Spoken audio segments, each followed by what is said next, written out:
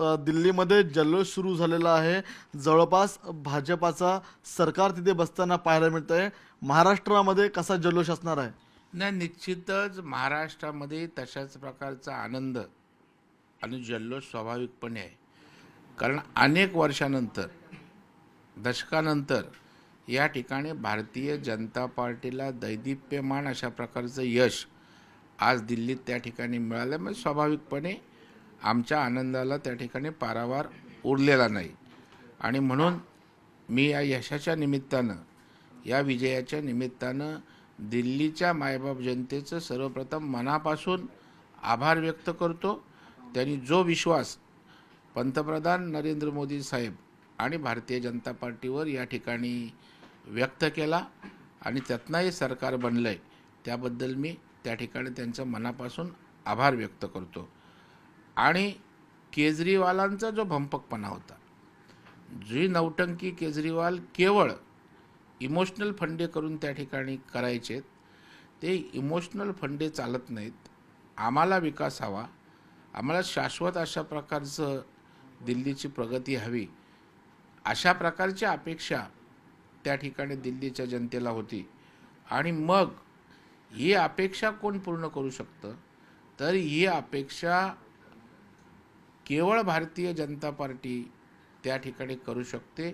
हे जनतेच्या मनामध्ये ठामपणे त्या ठिकाणी बसलं आणि त्यातना जो केजरीवालांचा रोष होता तो त्या ठिकाणी एक चांगला पर्याय, शाश्वत अशा प्रकारचा पर्याय भारतीय जनता पार्टी ह्या तिथल्या जनतेनं स्वीकारला आणि त्यातनं आज या ठिकाणी यश मिळालेलं आहे. कारण काँग्रेस पूर्णपणे हतबल झाले, गलितग्रात्र झाले, तो पर्याय होऊ शकत नाही. आणि मग भारतीय जनता पार्टी जी निवडणुकीला अत्यंत आत्मविश्वासानं काही आश्वासनं घेऊन आली, ती आश्वासनंसुद्धा जनतेला प्रभावित करणारी ठरली. उदाहरणार्थ त्या ठिकाणी माझ्या महिला भगिनींसाठी 2,500 रुपयाचा मासिक भत्ता असेल, SC/ST विद्यार्थ्यांना 1,000चं त्या ठिकाणी अर्थसहाय्य असेल, गिग आणि टेक्स्टाईल वर्करच्यासाठी त्या ठिकाणी 10-10 लाखापर्यंतचा जीवन विमा असेल आणि 10 लाखापर्यंतचं त्या ठिकाणी कर्जमुक्त इन्कम टॅक्स फ्री त्या ठिकाणी केलं. 10 लाखाचं इन्कम, त्याचाही मोठा नोकरदार वर्गावर त्या ठिकाणी परिणाम झाला. दिल्ली विधानसभेसाठी स्वतः मुख्यमंत्री देवेंद्र फडणवीस 2 दिवस प्रचारासाठी होते. देवेंद्र फडणवीसांच्या वेगळ्या व्यूहरचनेचा काही फायदा झाला का? तर निश्चितपणे भारतीय जनता पार्टीच्या प्रत्येक नेत्याचा तिथल्या व्यूहरचनेत फायदाच झाला. अनेक राज्यातना त्या ठिकाणी मुख्यमंत्री नेते गेले होते. त्याच पद्धतीनं राज्याचे मुख्यमंत्री आदरणीय देवेंद्र फडणवीस साहेब 3 दिवस दिल्लीला तळ ठोकून होते आणि स्वाभाविकपणे त्याचा उपयोग झाला. कारण दिल्लीला मराठी वर्ग मोठ्या प्रमाणावर आहे. सोनार समाज व्यापारी म्हणून तिथे इस्टॅब्लिश झाला आहे. ब्युरोक्रॅट्स आहेत, त्या ठिकाणचा कर्मचारी वर्ग आहे. आणि जो दिल्ली स्थित मराठी माणूस आहे, महाराष्ट्रातला जो माणूस आहे, तो निश्चितपणे देवेंद्रजींच्या जाण्याने त्या ठिकाणी आणखी एकवटला. आणि देवेंद्रजींनी केवळ सभा जाहीर घेतल्या नाहीत, केवळ प्रचार यात्रांमध्ये नमस्कार करत फिरले नाहीत, तर त्यांनी छोट्या छोट्या बैठका घेतल्या. त्यांनी त्या ठिकाणी व्यक्तिशा संपर्क करून, काहींना भेटून, काहींना दूरध्वनी करून एक मायक्रो मॅनेजमेंट ज्याला बोलतात, ते मॅनेजमेंट त्या ठिकाणी त्यांनी राबवलं.